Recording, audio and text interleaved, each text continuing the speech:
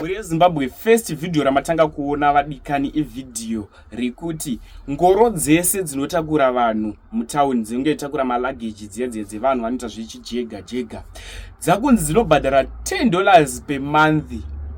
$10 per month ilicense inenge ichibhadharwa $10 per month ende pakaipa iringoribata wabata mutauni ndo zvakuitika munyika yedu yeZimbabwe ndo mutemo wavepo zvekuti munhu wese anopusha ngoro dziya mutauni kana anenge achibhadharira anotekesa mabhanana anotakurira vanhu malageji avo yakunzi $10 per month.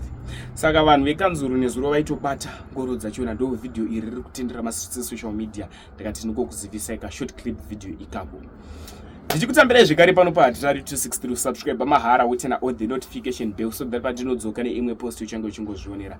Pana paHatari uchange uchiona manews updates ezvinhu zviri kuitika munyika yedu yeZimbabwe nguva nenguva andiregere kukuzivisai manews updates. Padikani tatange tanyora comment section kuti rest in peace. Sekuziva kwamunozviita malikes mavideos epanapa tinoona takamabatanidza tichoti tumuwane manews akati wandei pasame video. Tichiko rest in peace kuna Nyasha Mutucha. Nyasha Mutucha musikana anga achidzidza paGreat Zimbabwe University ndopa anga achidzidza. Chakakonzera kuti Nyasha Mutucha afe. Kombi yainge akakwira yakashaya control yakapinda musango yakapidiguka. Zvakapidiguka mukombi umu makafa mwana iyeye ega ndiwo muri kuona pa screen apa ndiye musikana anonzi iye Nyasha Mutucha. Chikorere shimpiswa kwaari ngazo riri murugare accident iyi yakaitika kuvhumba.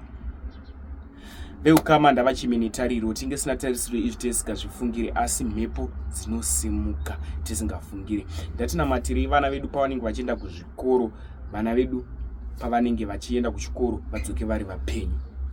Nyasha Mutucha akafa achienda kuchechi ari mukombi paikaita accident ndopakafa Nyasha Mutucha. Vamwe vakakuvara zvakaipisisa chikuti get well soon kwavari vanopora nenyasha dzaMwari. Next update ivideo rasecretary wemaovets kuZANU-PF vanonzi ivo Douglas Mahia. Toda kukuisira video iroro ndikwanise kuwedzeredza kana kutapudza hanzi Vision 2030 tinenge tina vamunangagwa hapana munhu akazviopoza ndo mutongo wakaitwa. That we need this video.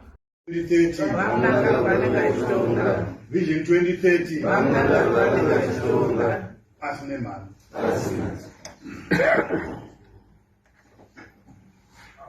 We have decided to tell you and be able to speak very frankly about what we believe is the truth.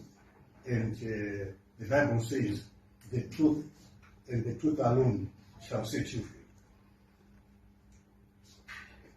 free. We must thank the President as War Veterans for initiating this War Veterans Fund, because it will do the little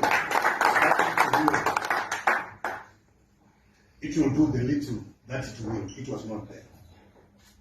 So we thank the President so much, and we also want to assure the President that the War Veterans League is unlike any other.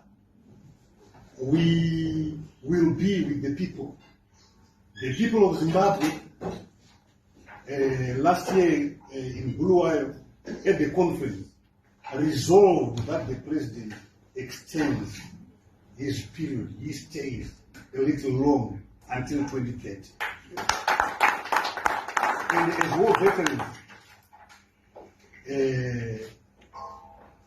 War Veterans League, we will stay with the President and the resolution of the people.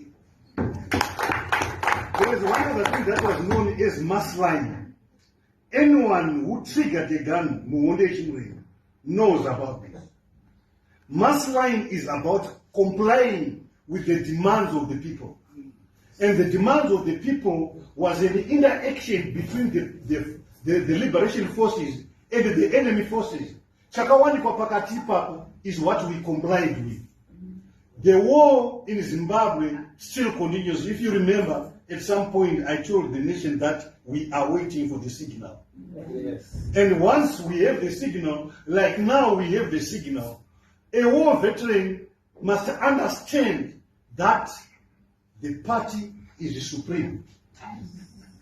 And the party set and resolved. And so shall we, as like any other person.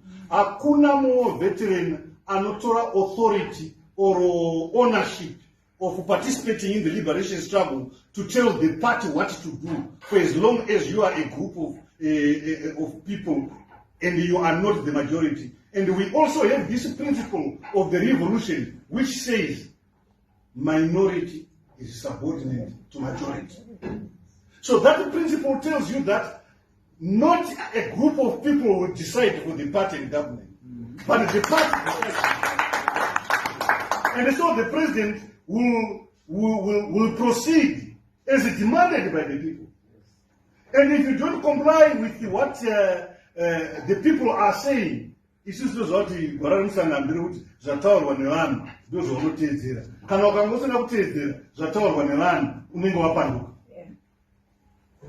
Saka vanhu vakataura handigoni inini kugara pasi ndega with a few other people, and even the whole league cannot sit down and undo what was done by the conference. What about an individual? What about a group of few other people who may want to think that it's not easy? It's not easy with a job proposal. Nevanhu kuti ndorwanda kupropose. Kutonga, we don't compromise. We don't compromise pakutonga. Nepower, we don't compromise. So the people have spoken. The War Veterans League will stand by the president and the party, and we will continue doing so until final victory. So I've decided that you actually have what you wanted to hear.